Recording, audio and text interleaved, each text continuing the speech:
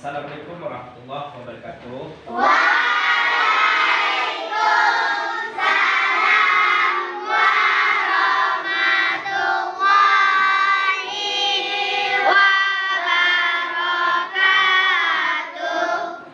Apa kabar Pak semua? Alhamdulillah luar biasa, semakin semangat. Allahu Akbar, amin. Ada yang tak hadir hari ini? Ada, Pak. Ya. Jadi tadi kita telah mulai pembelajaran kita. Ada sekarang masuk lagi pembelajaran kita untuk pendidikan agama Islam. Ya, apa agama kita semua nih? Islam. Wajibkah kita belajar tentang Islam?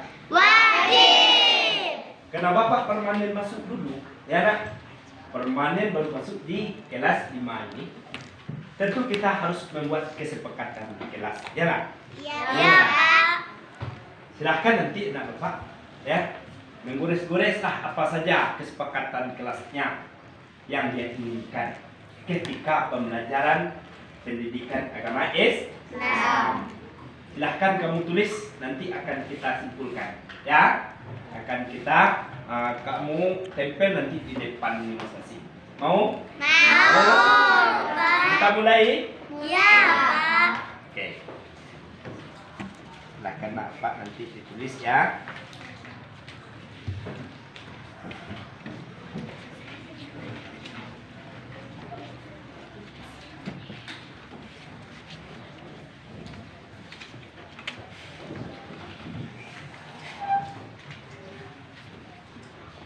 Semua benar-benar ya nak ya.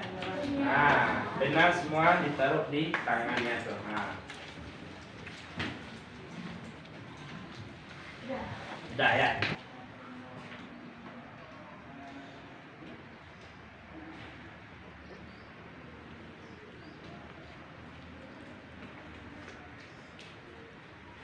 Udah, waktu kita tinggal 1 menit lagi.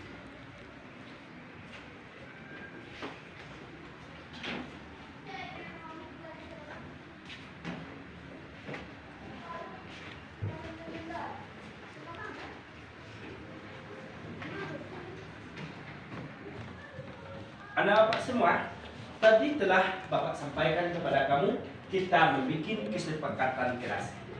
Masing-masing kamu kayaknya sudah menulis, ya kan? Sudah, Hari ini Pak. kesempatan bagi kamu lagi untuk menaruh di depan kesepakatan kelas saat kita belajar agama Islam. Silahkan maju kelompok 1. Nah, maju semua ke depan. Iya. Bagus. Cepat nggak ya? Iya. Iya. Iya. Iya. Iya. Kemudian maju ke kelompok 2. Nah, maju ke depan semua.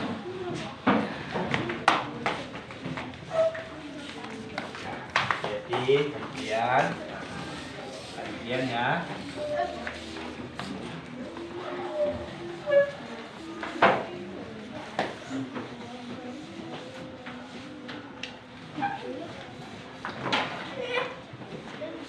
Lanjut, kelompok 3.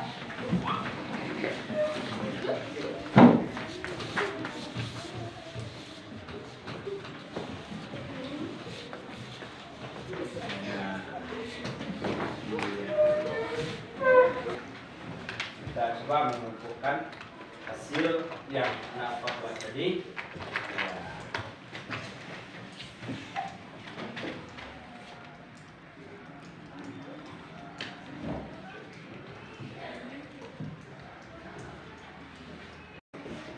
Nampak semua, kita akan mencoba untuk mengelompokkan hasil yang telah Bapak buat di sini. Kita lihat di sini ada yang membuat masuk tepat pada waktunya. Nah, ini. Tepat waktu.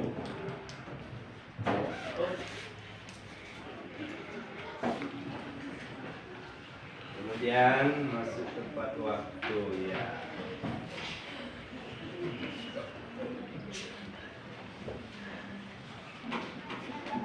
Kemudian lagi menaati aturan di kelas, ya, menaati aturan di kelas. Ada dua.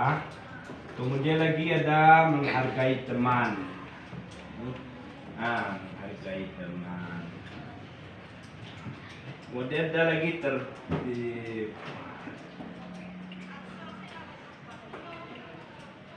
Kemudian lagi membaca doa, ya, membaca doa.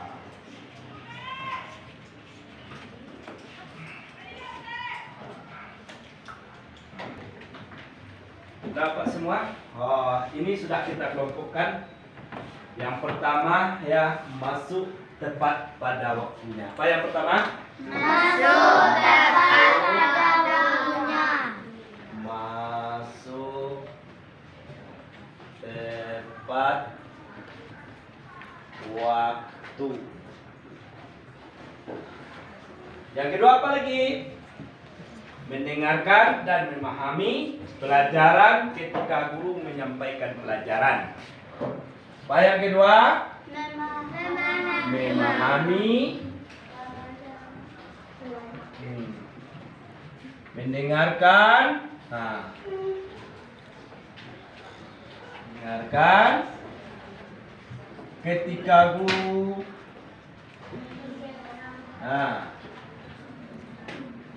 ketika guru menyampaikan menyampaikan pelajaran. Pelajaran. Kemudian yang kedua, yang ketiga, tertib dalam proses pembelajaran. Apa yang ketiga? Tertib dalam proses pembelajaran.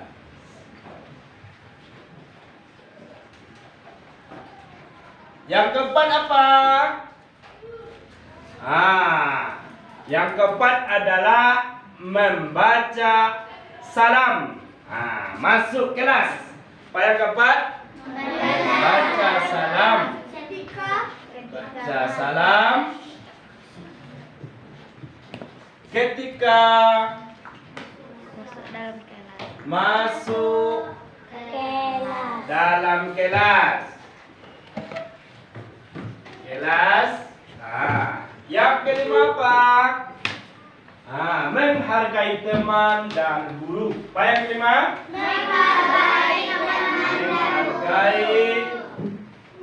Menghargai teman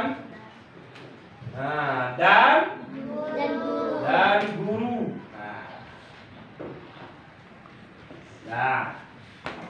Inilah hasil kesepakatan kelas kita pada saat sekarang, yang telah kita sepakati bersama-sama. Kesepakatan kelas yang telah kita sepakati bersama-sama. Kemudian Bapak, sebelum kita tutup pelajaran ini, ayo kita baca bersama-sama dulu. Yang pertama, Masuk tepat waktu. Yang kedua, Memahami dan mendengarkan ketika guru menyampaikan pelajaran. Yang ketiga, Tertib dalam proses pembelajaran. yang keempat, Membaca salam ketika masuk dalam kelas. yang kelima, Menghargai teman dan guru. nampak semua? Apakah ya kesepakatan kelas yang 5 ini kita semua sepakat? Sepakat, Pak. Kalau kita sepakat harus dibuktikan dengan tanda tangan. Dibuktikan dengan Tanda tangan. Dibuktikan dengan tanda tangan. Maju kelompok 1 untuk tanda tangan ke depan. Cepat. Ya, di sini.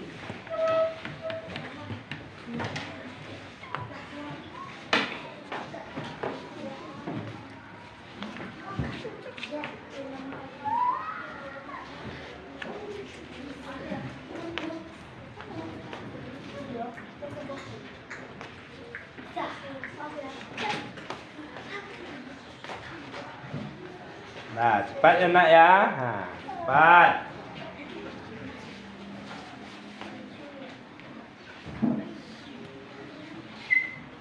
Ya, oke.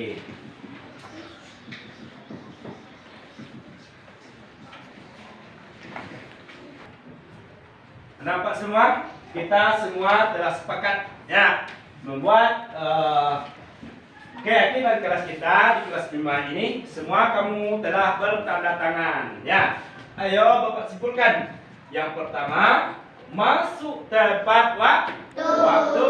Yang kedua, memahami dan mendengarkan ketika guru menyampaikan pendapat. Yang ketiga, tertib dalam proses pembelajaran.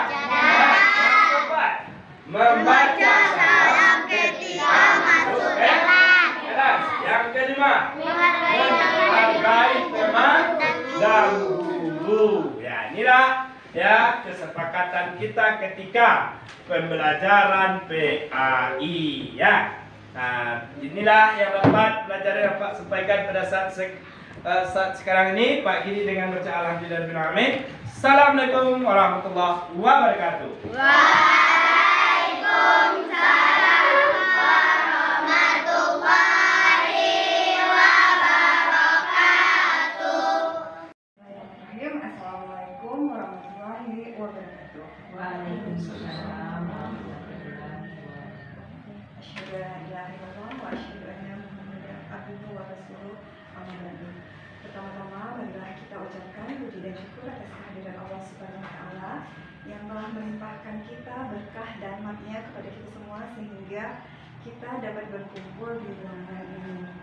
Nah, pada siang hari ini kami dari calon guru penggerak yang terdiri dari Bapak Effendi, saya sendiri Mega Darmayani, kemudian Ibu Natalia dan Ibu Fitriandi akan mendiseminasikan tentang budaya positif. Untuk mempersingkat waktu, kita mulai saja. Yang pertama tentang budaya positif yang akan dijelaskan oleh Bapak Effendi. Kepada Bapak Effendi kita persilakan.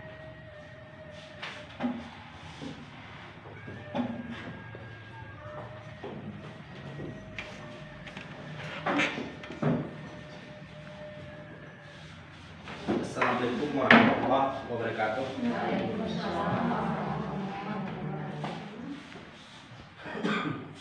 Alhamdulillahirrahmanirrahim. Assalatu wassalamu ala asrofil anbiya'i wal mursalin wa ala alihi wa sahbihi ajma'in. Yang sama kita hormati kepala sekolah, staf bersama TTS dan Bapak Ibu Majelis Guru. Baiklah, langsung saja saya menyampaikan yaitu tentang budaya positif. Pertama saya akan mengajukan pertanyaan nanti. Apa pandangan Bapak Ibu terhadap murid-murid yang Bapak Ibu ajar di kelas? Yang kedua, apa yang Bapak Ibu yakini tentang murid-murid? Kemudian yang ketiga, apa yang Bapak Ibu yakini tentang diri Bapak Ibu? Kemudian yang keempat, apa tugas dan peran Bapak Ibu di sekolah? Kemudian yang kelima, apakah sudah terlaksana dengan baik? Apakah yang Bapak Ibu ketahui tentang budaya positif di sekolah?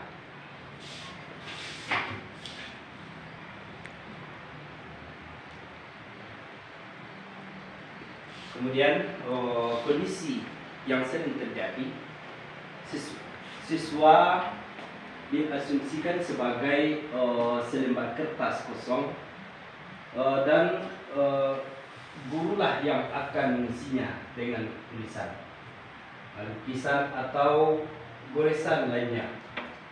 Pembelajaran yang berpusat pada guru atau teacher center siswa bertugas melakukan semua perintah guru dan siswa harus menguasai semua mata pelajaran serta mendapatkan nilai di atas KKM. Selanjutnya, kondisi yang sering terjadi, orientasi pembelajaran merupakan hasil pembelajaran merupakan nilai kognitif tanpa melihat proses efektif serta psikomotorik siswa. Kemudian ada yang batas-batasan di dalam pembelajaran sehingga gerak siswa tidak luas dalam PBM dan adanya jarak antara guru dan siswa.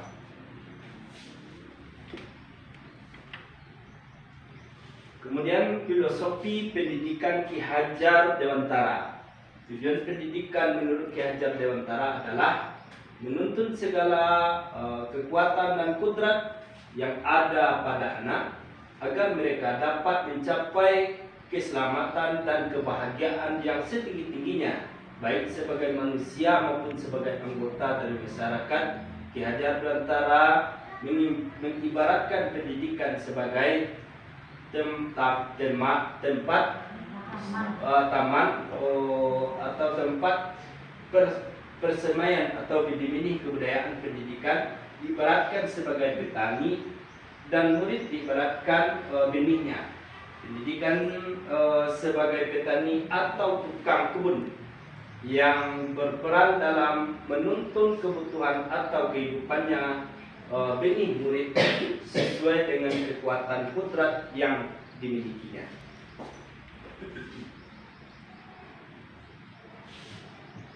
Kemudian lagi ada 3 poin peran guru. Yang pertama menuntun anak, yang kedua menanamkan budi pekerti, yang ketiga mendidik dan berpihak pada murid sesuai dengan kodrat alam dan kodrat zaman.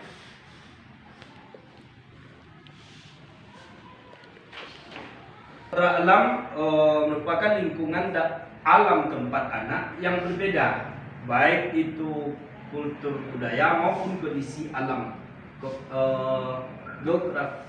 geografisnya. Kodrat alam ini juga berhubungan dengan karakter dasar anak. Lanjut, kemudian berbudaya positif. Budaya positif merupakan nilai-nilai keyakinan dan kebiasaan-kebiasaan yang berpihak dalam murid agar murid dapat berkembang dan menjadi pribadi yang kritis, penuh hormat dan bertanggung jawab.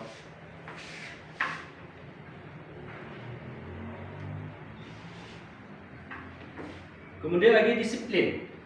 Dalam budaya kita, makna kata disiplin dimaknai menjadi suatu yang dilakukan oleh seorang pada orang lain untuk mendapatkan kepatuhan. Kita cenderung menghubungkan kata disiplin dengan ketidaknyamanan. Ki Hajar Dewantara menyatakan bahwa untuk mencapai kemerdekaan dalam konteks pendidikan kita saat ini, untuk menciptakan murid-murid yang merdeka, syarat utamanya adalah harus ada disiplin yang kuat. Disiplin yang dimaksud adalah disiplin diri yang memiliki motivasi internal. Jika kita tidak memiliki motivasi internal, maka kita memerlukan pihak lainnya untuk mendisiplinkan kita atau motivasi eksternal, karena berasal dari luar, bukan dari dalam diri kita sendiri.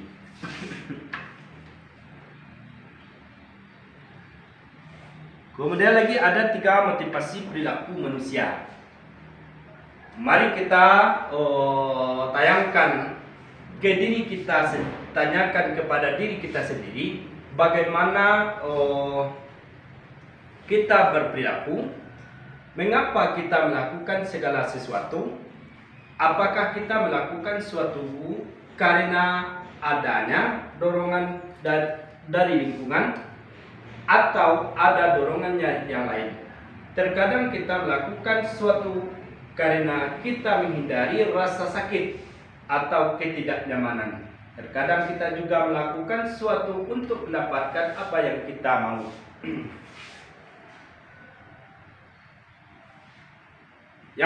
Ada 3 motivasi dan perilaku manusia untuk menghindari ketidaknyamanan atau hukuman.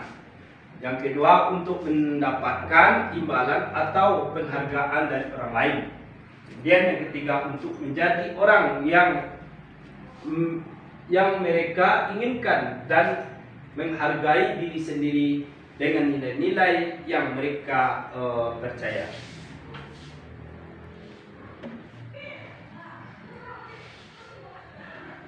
Kemudian hukuman dan penghargaan.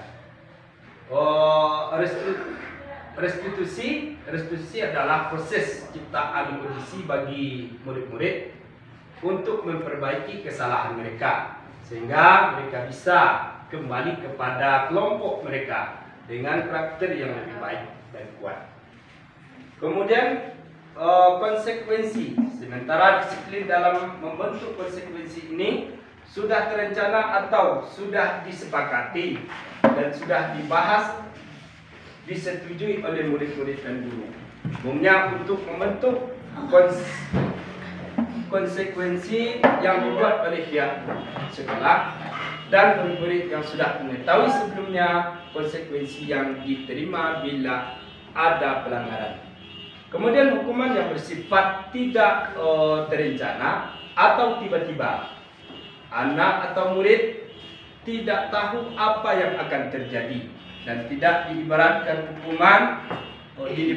hukuman yang bersifat satu arah dari pihak guru yang memberikan, dan murid hanya menerima suatu hukuman tanpa melalui suatu kesempatan untuk pengarahan dari pihak guru, baik sebelumnya atau sesudahnya. Hukuman yang diberikan bisa berupa fisik maupun psikis.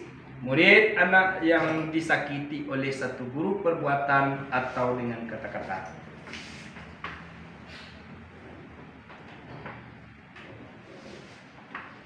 Lanjut, dihukum oleh penghargaan. Saat kita berulang kali menjanjikan hadiah kepada anak-anak agar berperilaku bertanggung jawab, atau kepada seorang murid agar mempelajari sesuatu yang baru, atau kepada seorang karyawan agar melakukan pekerjaan yang berkualitas, kita sedangkan berasumsi mereka tidak dapat melakukannya atau mereka tidak akan memilih untuk melakukannya.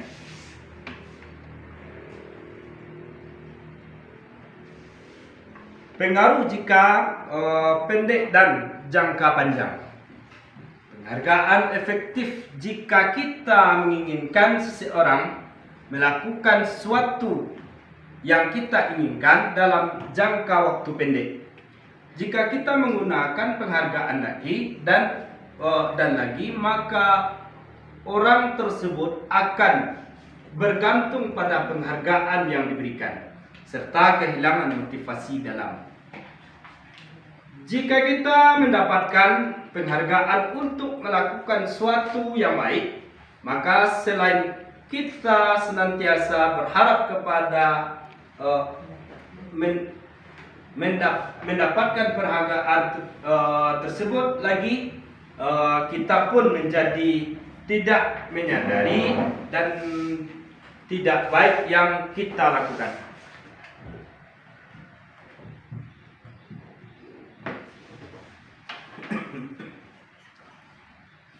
Selanjutnya, penghargaan yang merusak hubungan. Yang pertama, kita seorang diberi penghargaan untuk dipuji dalam orang banyak.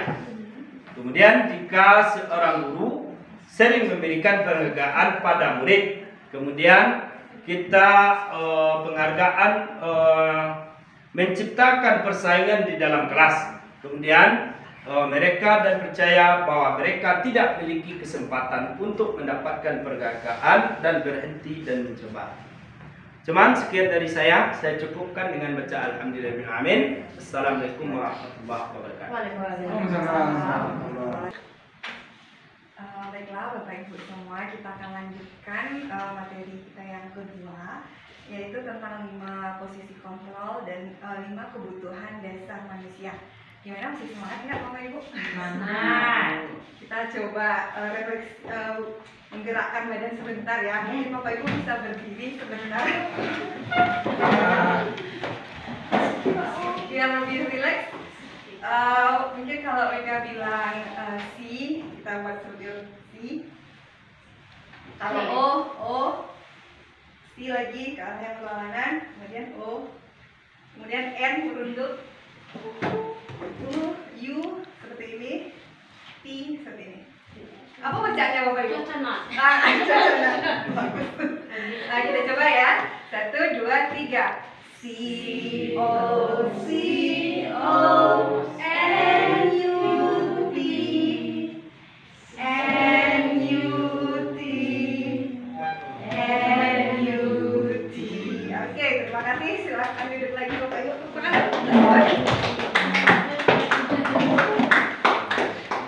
Udah lumayan nggak pegel lagi ya Bapak Ibu ya. Kita lanjutkan tentang 5 kebutuhan dasar manusia. Nah, jadi kita sebagai manusia ini mempunyai 5 kebutuhan dasar. Nah, saat kita bekerja, saat kita melakukan sesuatu, berarti kita sedang melakukan untuk memenuhi kebutuhan dasar kita. Nah, kebutuhan dasar kita itu ada 5. Yang pertama ada namanya kebutuhan untuk bertahan hidup. Yang kedua ada kebutuhan kasih sayang dan rasa diterima. Kemudian ada kebebasan, lalu ada kesenangan, dan ada penguasaan. Jadi ini adalah 5 kebutuhan dasar masing-masing kita. Setiap kita pasti 5 kebutuhan ini. Nah, apabila murid kita melakukan perbuatan yang bertentangan dengan nilai-nilai yang ada atau nilai-nilai kebajikan, seperti mereka melanggar peraturan, mungkin saja hal itu mereka lakukan karena mereka gagal memenuhi kebutuhan dasar mereka. Nah, di sini kita lihat satu persatu. Yang pertama adalah kebutuhan untuk bertahan hidup. Nah, kebutuhan untuk bertahan hidup ini adalah kebutuhan yang bersifat fisiologis.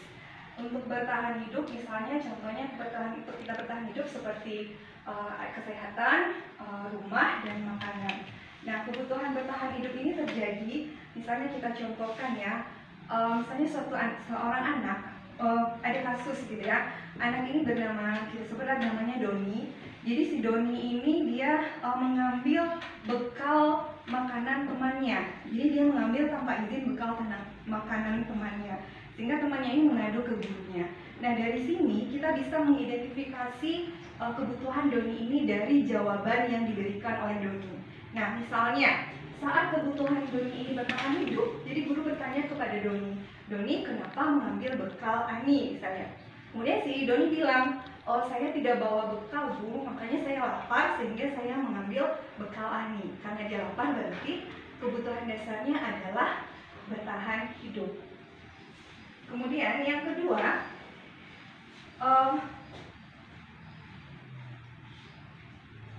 kebutuhan kasih sayang. Nah, kasih sayang ini bersifat berarti dia memerlukan suatu kasih sayang dari orang lain. Contohnya tadi, misal dari kasus yang sama, si Doni mengambil bekal tadi, saat ditanya guru, kenapa Doni mengambil bekal Ani? Ternyata dia menjawab, dia mengambil bekal Ani agar orang tuanya dipanggil. Jadi orang tuanya dipanggil, dia mendapatkan perhatian dari orang tuanya. Berarti si Doni ini memerlukan kasih sayang. Yang ketiga, kebutuhan penguasaan atau pengakuan atas kemampuan. Nah, kebutuhan ini berhubungan dengan kekuatan untuk mencapai sesuatu, menjadi kompeten, menjadi terampil, diakui atas prestasi dan keterampilannya, kemudian dia didengarkan dan memiliki rasa harga diri. Nah, kasus ini pada saat Doni mengambil makanan tadi ditanya oleh gurunya, dia akan menjawab karena dia akan merasa hebat karena temannya jadi takut sama dia. Jadi maka sebenarnya Doni ini sedang memenuhi kebutuhan penguasaan. Jadi dia menunjukkan penguasaan kepada temannya, menunjukkan kalau dia itu hebat. Jadi dia hanya isi agar teman-teman takut sama dia. Nah, itulah kebutuhan atas penguasaan. Yang berikutnya adalah kebutuhan kebebasan, yaitu kebutuhan akan pilihan. Nah, kebutuhan untuk bebas ini adalah kebutuhan akan kemandirian, otonomi, memiliki pilihan, dan mampu mengendalikan arah hidup seseorang. Nah, bila dicontohkan dengan kasus Doni tadi, dia akan menjawab kalau dia merasa bosan dengan bekal yang dibawakan oleh ibunya dari rumah. Karena ibunya mungkin membawakan bekal yang sama. Oleh karena itu dia ingin mencoba bekal yang lain. Jadi dia bebas menentukan apa bekal yang dibawanya, bukan hanya ditentukan oleh ibunya. Jadi itu termasuk kebutuhan kebebasan. Nah, itulah tentang 5 kebutuhan dasar manusia. Yang terakhir yaitu kebutuhan kesenangan atau untuk merasa senang. Kebutuhan akan kesenangan ini adalah kebutuhan untuk mencari kesenangan, bermain, dan tertawa. Nah, bayangkan hidup tanpa kenikmatan, betapa menyedihkannya ya kalau kita merumuk sekali gitu. Tanpa ada tertawa, pasti tidak nikmat rasanya. Ini ya Bapak Ibu ya. Nah, jadi kita butuh kesenangan, sekali-sekali kita butuh kesenangan. Nah, dalam kasus Doni tadi juga, yang menunjukkan kesenangan saat ditanya guru, kenapa kamu mengambil bekal temanmu? Karena hanya iseng, main-main aja. Karena ia ingin melihat wajah temannya itu sedih, kesal, jadi dia senang. Jadi dengan temannya sedih, kesal, dia senang. Maka itu katanya lucu, berarti dia memenuhi kebutuhannya untuk kesenangan. Nah, itulah 5 kebutuhan dasar manusia. Jadi kalau anak kita berbuat kesalahan, kita tanya dulu sebaiknya kepada anak, kira-kira kebutuhan dasar apa ya yang dia penuhi. Jadi kita tanya dulu. Nah, berikutnya yaitu restitusi 5 posisi kontrol. Nah, ini ada 5 posisi kontrol. Yang pertama, penghukum. Yang kedua, pembuat rasa bersalah. Yang ketiga, teman. Yang keempat, memantau. Dan yang kelima adalah sebagai manajer. Nah, kita lihat satu persatu dengan menyaksikan video berikut ini. Di sini nanti kita akan tahu apa masing-masing 5 posisi tersebut. Mohon posisi Pak Muhammad. Lihat posisinya tuh Pak Muhammad. Saya bahagia dan bahagia hebat. Dalam penerapan disiplin positif restitusi, salah satu program yang dikembangkan adalah 5 posisi kontrol. 5 posisi kontrol dalam restitusi adalah proses perjalanan seorang pendidik agar dapat mengenali dirinya. Pada video kali ini, kita akan membahas tentang 5 posisi kontrol yang dikembangkan oleh Diane Dawson dan contoh penerapannya.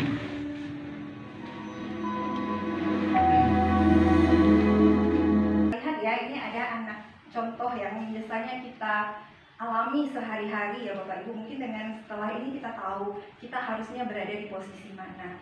Nah, ini ada seorang anak yang setiap hari atau sering terlambat, namanya Naren. Nah, jadi di sini gurunya menunjukkan kalau ini penghukum, kalau ini sebagai manajer atau sebagai teman.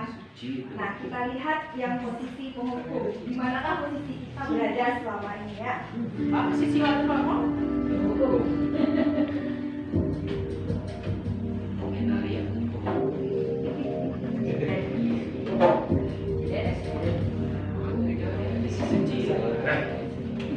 Naren,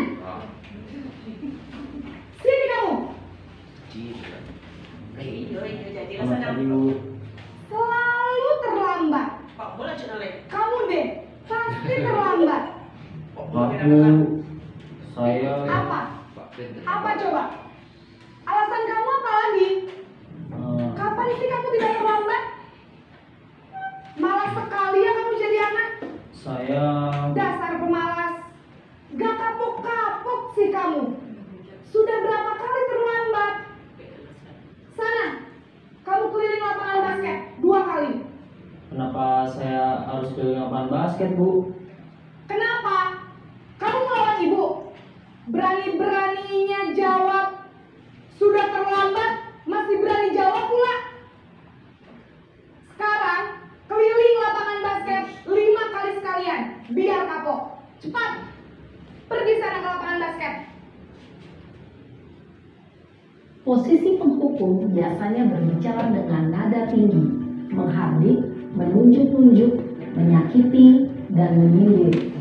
Hukuman bisa berupa fisik maupun psikis. Ibu dan bapak guru hebat. Suci juga lupa kamu. Iya. Naren, Ada dia lihat. Aduh. Makanya pakai. Selamat pagi Bu.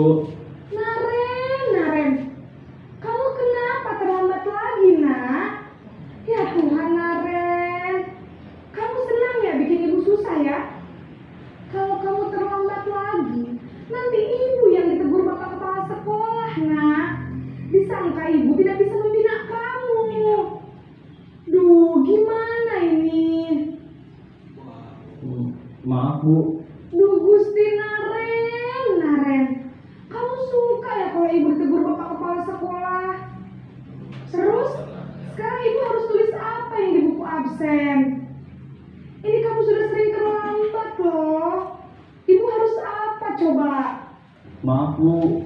Maaf sekali. Ya sudah, lain kali jangan bikin ibu susah lagi ya nak ya. Ibu tidak akan kuat lagi kalau kamu begini terus. Bisa jantungan kalau ibu ditegur bapak kepala sekolah. Sana cepat ke kelas. Maaf ya Bu. Maaf sekali. Nah, ini adalah membuat si Naren menjadi merasa bersalah. Posisi pembuat rasa bersalah berbicara dengan nada tenang, cenderung lembut. Namun kata-kata yang diutarakan membuat murid merasa menjadi orang yang gagal, memandang buruk dirinya sendiri, merasa tidak berharga, dan tidak sanggup membahagiakan orang lain.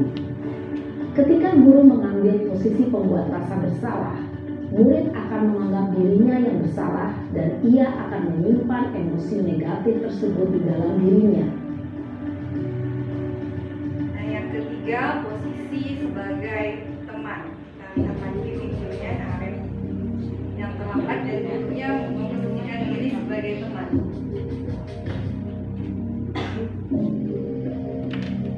Naren,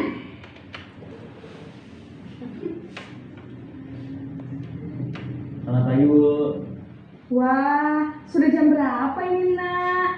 Terlambat lagi ya sayang. Iya Bu. Habis ibu saya lupa bangunkan saya Bu. Kamu malah menyalahkan ibu kamu.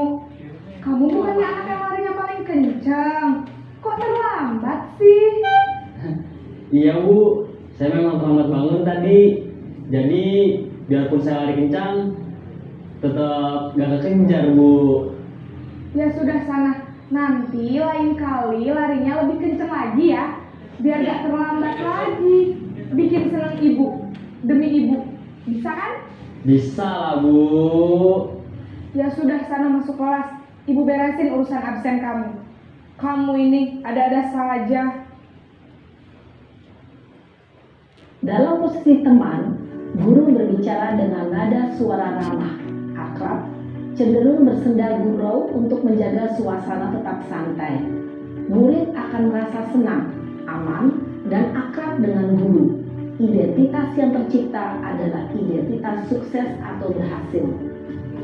Namun, perlu diingat, karena ini masih dorongan eksternal, maka ada faktor ketergantungan dari murid kepada orang tertentu. Di sini guru aksennya, sehingga di lain waktu murid bisa berperilaku baik, namun hanya kepada orang-orang tertentu saja.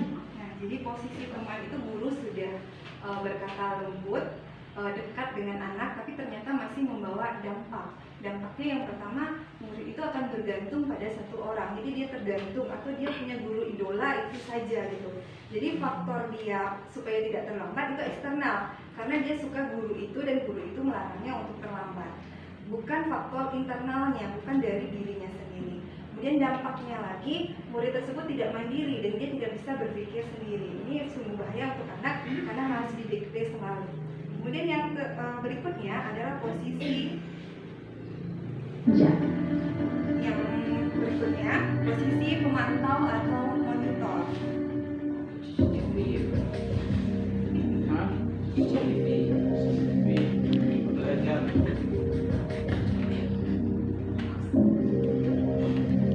Naren,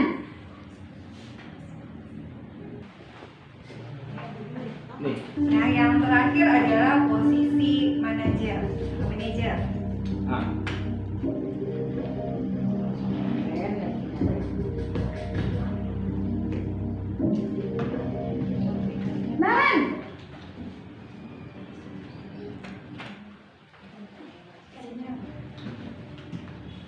pagi Bu. Selamat pagi Naren. Maaf Bu, saya terlambat. Iya, sekolah masuknya jam 7, sekarang sudah jam 7.20. Jadi sekarang bagaimana ini Naren? Maaf Bu, saya lupa setel alarm saya semalam. Baiklah, menurut kamu, keyakinan sekolah yang mana yang perlu kamu tingkatkan? Menghargai diri sendiri dan orang lain mungkin ya Bu. Setuju. Jadi, apakah Naren meyakini prinsip saling menghormati tersebut? Iya Bu, saya meyakininya. Apakah Naren bersedia memperbaiki masalah keterlambatan ini? Bersedia Bu. Bagaimana kamu akan perbaiki masalah keterlambatan ini? Saya akan coba untuk tidak lupa menyetel alarm saya Bu. Baik, kalau Naren lupa menyetel alarm di rumah, ada orang yang kira-kira bisa bantu mengingatkan tidak? Ada Bu, kakak saya, Kak Emma. Ada lagi selain Kak Emma? Selain Kak Emma, ada ibu saya. Baik, jadi yang mengingatkan Naren adalah Kak Emma dan ibu kamu ya? Kira-kira akan mulai setel alarm kapan nih Naren? Setelah pulang sekolah, akan segera saya lakukan.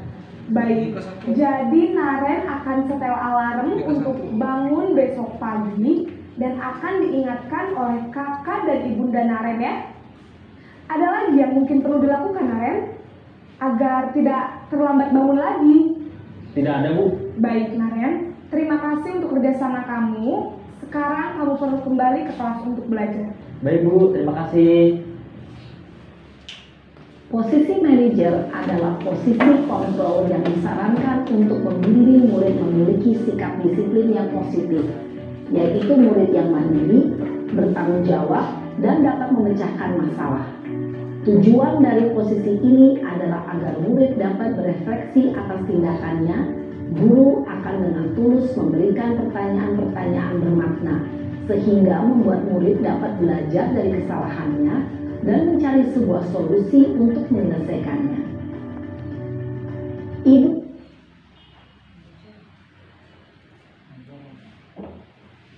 Nah, dari video yang sudah kita tampilkan tadi, menurut Bapak Ibu kira-kira posisi mana yang baik kita terapkan untuk siswa kita? Manajer. Ya, posisi manajer. Benar sekali. Jadi sebaiknya kita menerapkan posisi manajer. Karena kalau posisi penghukum, kita selalu berkata kasar, cenderung menghardik. Jadi maksudnya siswa akan takut dengan kita. Kalau membuat rasa bersalah, tadi siswa itu menjadi menyalahkan dirinya sendiri. Walaupun kita berkata lembut sama dia, jadi dia menyalahkan dirinya sendiri.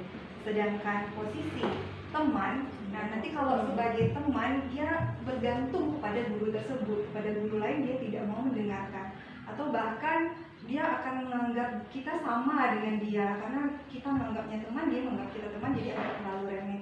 Motivasinya itu bukan berasal dari dalam dirinya tapi dari si gurunya. Kemudian kalau posisi pemantau, dia juga kita sebagai pemantau kita hanya selalu memantau, jadi dia juga lama-lama konsekuensinya akan motivasinya maksudnya juga berasal dari ekstrinsik. Dia takut itu karena guru selalu memantau dia, jadi bukan dari dalam dirinya sendiri. Kemudian yang berdasarkan Bapak Ibu bilang tadi, posisi yang terbaik adalah posisi sebagai manajer. Karena posisi ini guru berbuat sesuatu bersama dengan murid, mempersilahkan murid untuk mempertanggungjawabkan apa yang dilakukannya. Kemudian kita juga meminta murid itu sendiri untuk menemukan solusi atas masalah yang mereka hadapi. Jadi di sini mungkin motivasinya akan muncul dari mereka sendiri. Nah, itulah tentang posisi kontrol seorang guru dalam menangani murid. Jadi yang paling bagus adalah posisi kita sebagai manajer, karena kita berbuat bersama murid untuk mencarikan solusi. Nah, posisi manajer ini mengacu pada restitusi yang dapat menjadikan murid sebagai manajer bagi dirinya sendiri, sehingga akan tercipta identitas positif atau berhasil pada diri sendiri. Jadi dia tidak akan mengulangi kesalahannya karena dia punya rasa tanggung jawab. Rasa tanggung jawabnya itu dari dirinya sendiri, bukan dari orang di luar. Nah, mungkin itu tentang posisi kontrol dan 5 kebutuhan dasar manusia. Untuk selanjutnya kita akan membahas kesepakatan kelas yang akan dijelaskan oleh Ibu Natalina. Kepada Ibu Natalina kita persilakan.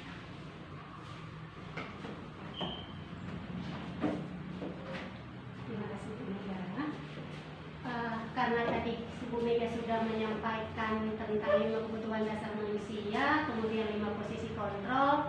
Saat ini saya akan menyampaikan tentang keyakinan kelas. Tapi sebelum kita ke sana, agar lebih meriah suasananya sedikit, kita main tepuk-tepuk aja dulu.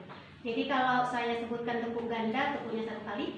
Kalau saya sebutkan tepuk tunggal, tepuknya 1 kali. Kalau saya sebutkan tepuk ganda, tepuknya 2 kali. Kita mulai. Tepuk tunggal, tepuk ganda, tepuk ganda, tepuk ganda, tepuk tunggal, tunggal, tunggal, ganda. Terima kasih Bapak Ibu.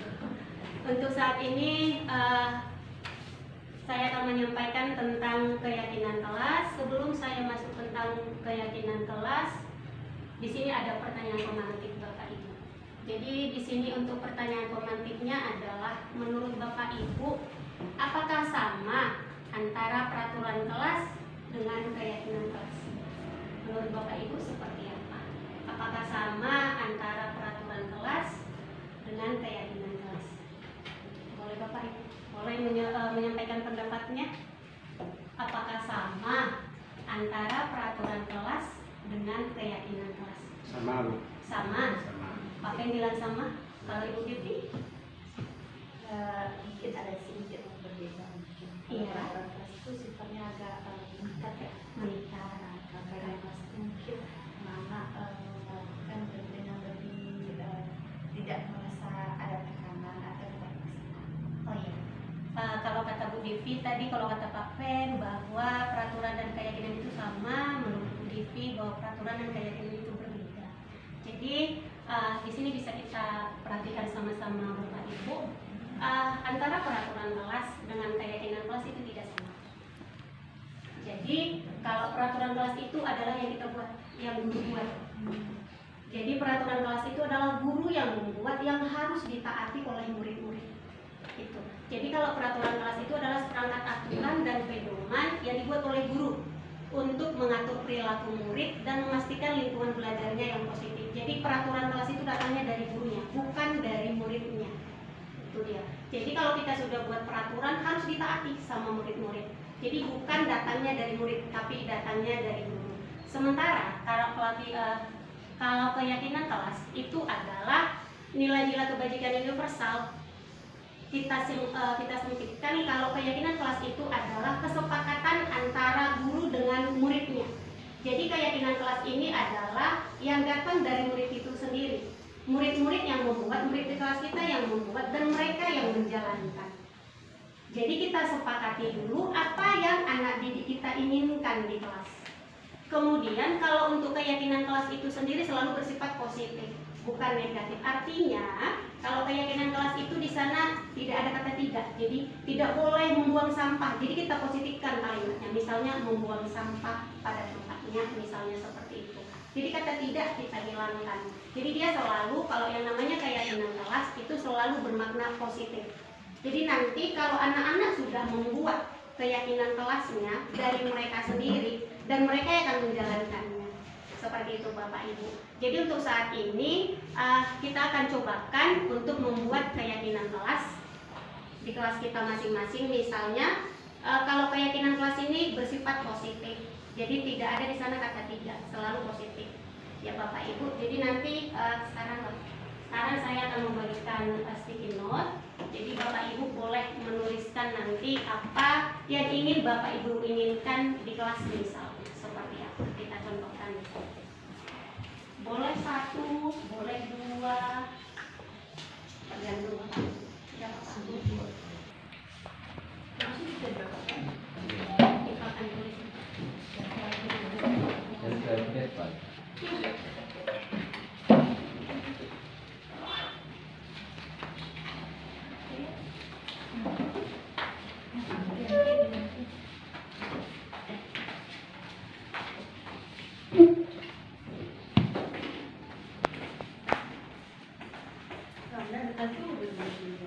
Terima kasih Bapak Ibu. Di sini sudah ada keyakinan kelas yang sudah Bapak Ibu tuliskan. Kita bacakan sama-sama. Di sini ada belajar dengan tertib, kemudian ada sebelum belajar berdoa, lalu letakkan sesuatu pada tempatnya, ada lagi rapi, rajin, tepat waktu, berarti ada lagi mengikuti pembelajaran dengan baik. Berarti mengikuti pembelajaran dengan baik bisa kita samakan dengan belajar dengan tertib ya Bapak Ibu. Ini nanti bisa gabung ke sini. Kemudian datang tepat waktu, lalu ada berkata sopan, lalu ada membaca doa. Membaca doa kita samakan dengan belajar berdoa, lalu di sini mengikuti pembelajaran dengan baik kita samakan dengan belajar. Kita simpulkan kalau keyakinan kelas yang kita dapat hari ini ada 1, 2, 3, 4, 5, 6. Jadi yang pertama itu kita sepakati berdoa sebelum belajar. Di sini kita samakan saja membaca doa sebelum, berarti di sini keyakinan kelas yang pertama itu berdoa sebelum belajar. Jadi bisa kita tuliskan Bapak Ibu, berdoa sebelum belajar.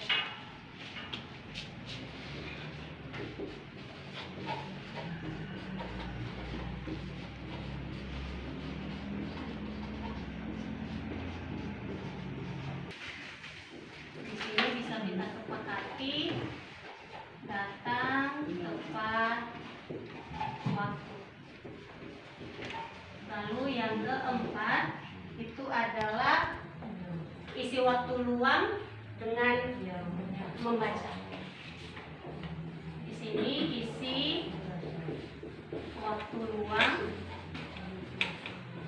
dengan membaca.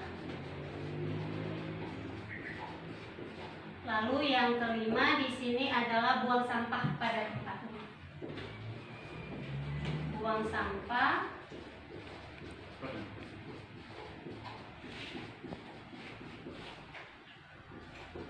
pada tempatnya. Yang keenam adalah berkata sopan.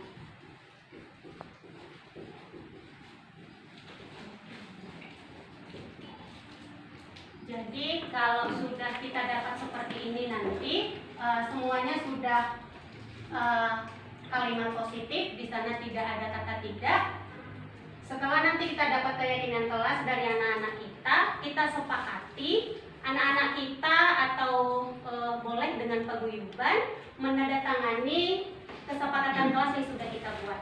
Artinya mereka sudah sepakat membuat ini bukan dari guru tapi dari murid kita. Jadi nanti kalau dia misalnya buat kesalahan, kita akan masuk ke sini, ke keyakinan kelas mana yang sudah dia langgar.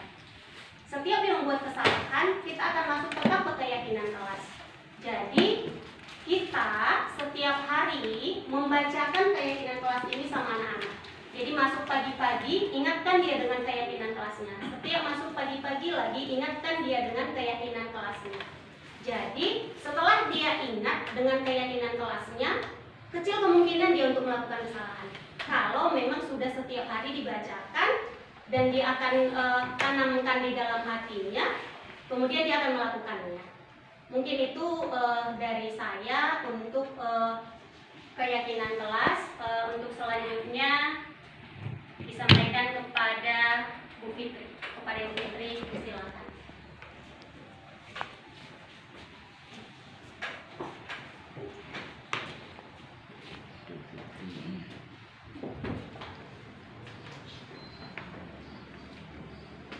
Baik, terima kasih kepada Ibu Nana. Untuk selanjutnya saya akan melanjutkan mengenai segitiga restitusi Bapak Ibu. Setelah tadi kita sudah membahas yang pertama kali itu mengenai apa itu yang namanya disiplin positif, kemudian apa yang disebut dengan penghargaan, motivasi, ada motivasi intrinsik, ada motivasi ekstrinsik, kemudian ada 5 kebutuhan dasar manusia, 5 posisi kontrol, dan ada keyakinan kelas. Nah, kemudian yang terakhir itu untuk membentuk disiplin positif tersebut kita menggunakan pendekatan yang namanya segitiga restitusi. Nah, sebelum kita lanjut Bapak Ibu, mungkin kita tepuk semangat dulu. Kalau yang biasa kita tepuk semangatnya, tepuk semangat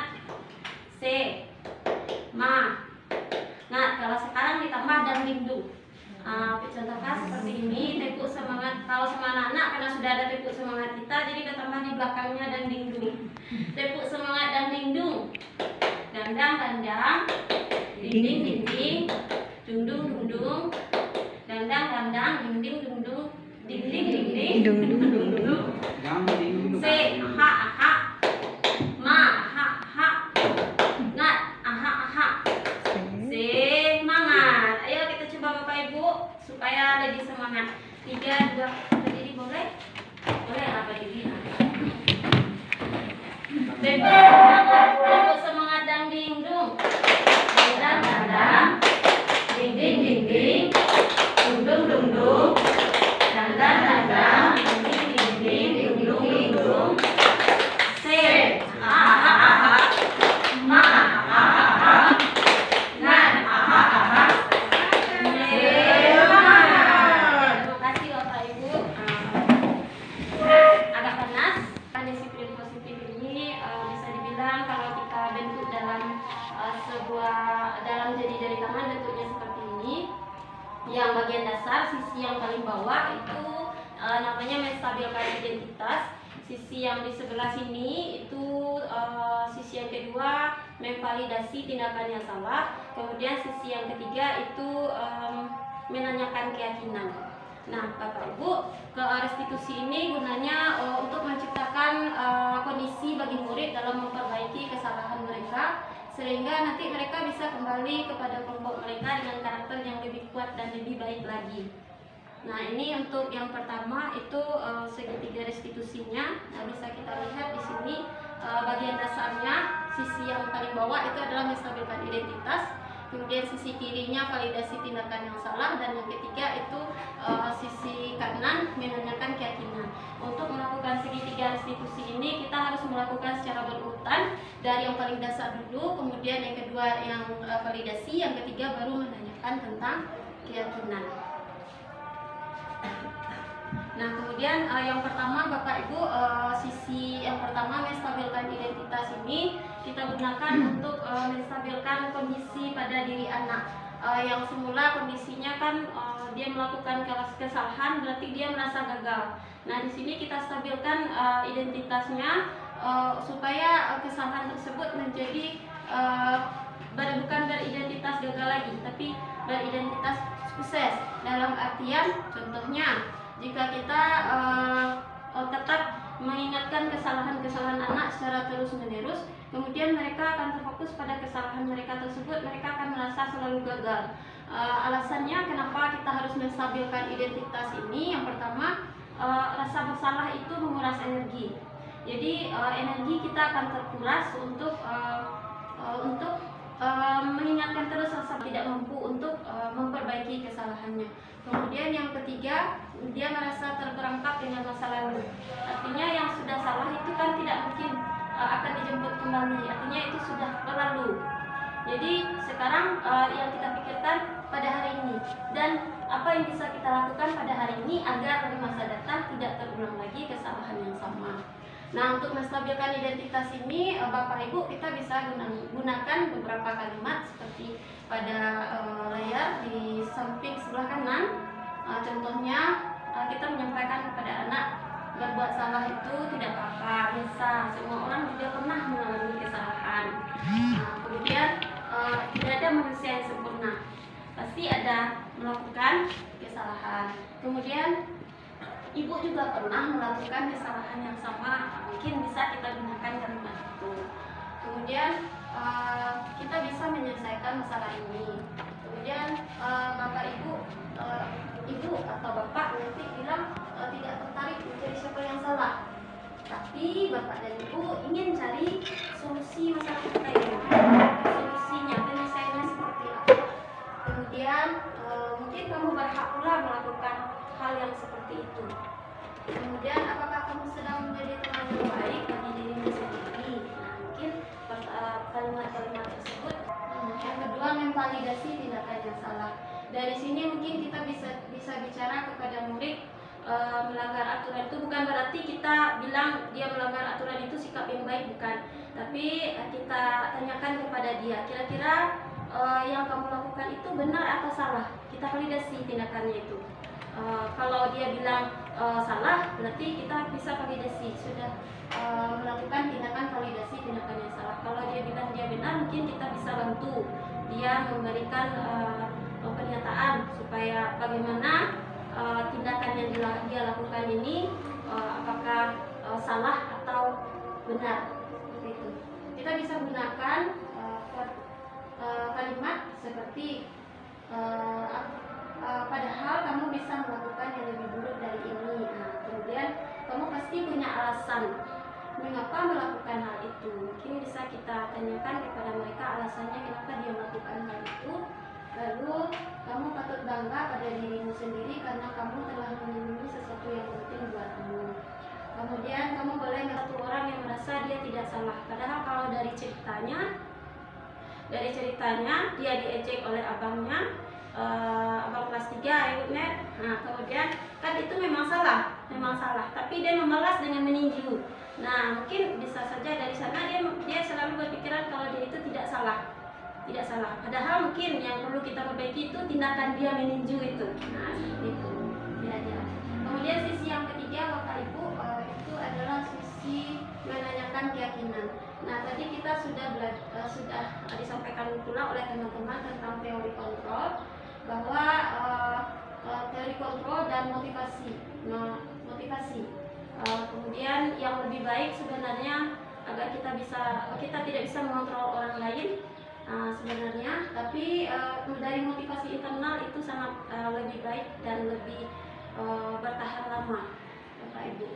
Kemudian untuk identitas sukses yang pertama, jika sudah tercapai langkah pertama kita menstabilkan identitas tadi, kemudian kita sudah validasi tindakannya yang salah, maka kita bisa siap menghubungkan tindakan tersebut dengan nilai-nilai yang dia percaya.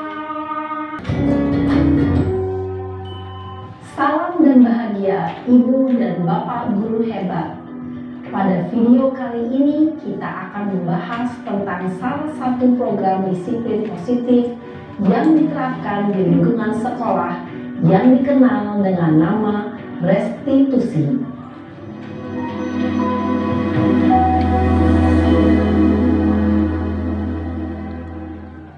Restitusi dikembangkan oleh pakar pendidikan Diane Gosson, berlandaskan pada teori kontrol Dr. William Blaser.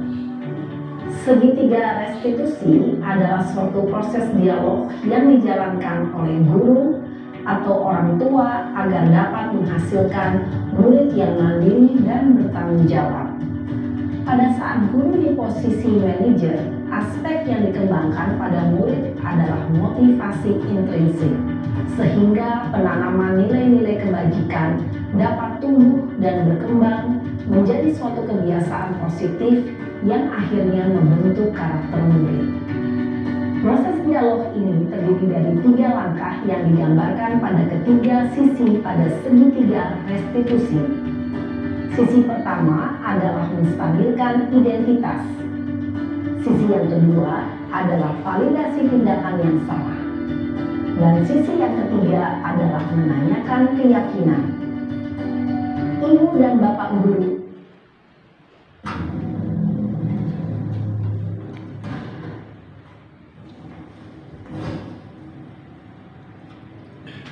Siang, Sarah. Siap, Pak. Sudah lama gak ketemu kamu? Kenapa hari ini sih? Kesel, Pak. Kesel banget. Masa aku dikatain tukang fitnah, Pak? Ya aku marah lah. Aku baru dikatain Eka di depan kelas. Kesel banget. Oh, begitu. Ya pasti kamu marah dan kesal. Bapak juga akan marah apabila ada yang menuduh Bapak seperti itu. Kemudian, pada saat itu, kamu mau melakukan apa? Ya saya langsung ngatain Eka lah, Pak. Kesel banget. Saya bentak-bentak dia depan teman-teman lain. Oh, begitu. Pasti kamu melakukan seperti itu karena suatu alasan tertentu, kan? Iyalah, pasti saya diam saja, Pak. Ya saya bela diri lah. Masa saya dituduh tukang fitnah? Ya, wajar lah. Mempertahankan harga diri itu sesuatu yang penting buat kamu. Untung kamu tidak bertindak lebih gegabah lagi. Hanya membentak-bentak. Iya, Pak. Untung saya masih bersabar dan hanya membentak saja. Sudah gemes padahal. Saya pasti bela diri lah. Ya, pasti ya. Tapi kamu memilih untuk tetap bertahan dan bersabar. Kamu memilih untuk tidak berbuat lebih parah lagi, bukan? Iya. Nah, sekarang coba kita lihat lagi. Tindakan kamu yang bentak-bentak Eka di kelas. Tindakan kamu itu kira-kira sesuai dengan keyakinan kelas atau prinsip kamu tidak? Enggak lah Pak, capek Pak jadi pemarah. Jadi keyakinan atau prinsip mana yang kurang sesuai dengan keinginan kamu? Ya, saya sebenarnya sangat menghargai orang lain. Mungkin saat itu saya menjadi emosi, jadi tidak menunjukkan sikap itu. Kamu meyakini tidak? Menghargai orang lain itu penting buat kamu. Yakinlah Pak. Iya, setuju. Kita harus saling menghargai. Namun, ada juga keyakinan yang kita sepakati yang perlu kita jalankan apabila kita sedang marah, bukan? Ya, saya bisa lebih proaktif, mulai dengan diri sendiri. Saya bisa jadi lebih bersabar, mengambil waktu jeda untuk berpikir mau apa selanjutnya. Kira-kira kamu bersedia memperbaiki masalah ini tidak? Bersedia Pak. Kalau kamu memperbaiki masalah ini, kamu akan menjadi orang seperti apa? Saya akan menjadi orang yang bertanggung jawab kali ya Pak. Dan senantiasa proaktif. Iya, menurut kamu bagaimana rasanya menjadi orang seperti itu? Ya nyaman lah, bangga bisa bersabar dan menahan diri. Baiklah kalau begitu. Yuk kita pikirkan bagaimana memperbaiki masalah ini.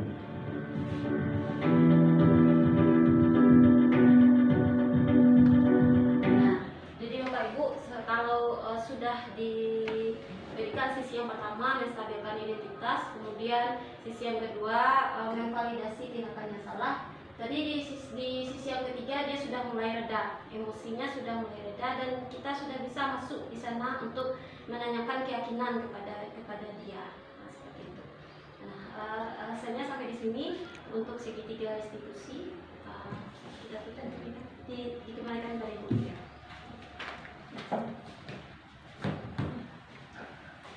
Terima kasih kita ucapkan kepada teman-teman kita. Alhamdulillah dengan materi tadi yang terakhir tentang segitiga restitusi, maka berakhir pula pertemuan kita pada hari ini. Mudah-mudahan yang kami sampaikan tadi dapat kita terapkan kepada anak-anak kita agar murid-murid kita menjadi murid yang well-being, yang bahagia di masa depannya. Salah dan hilaf, saya mohon maaf. Wabillahi taufiq wal hidayah. Wassalamualaikum warahmatullahi wabarakatuh. Waalaikumsalam.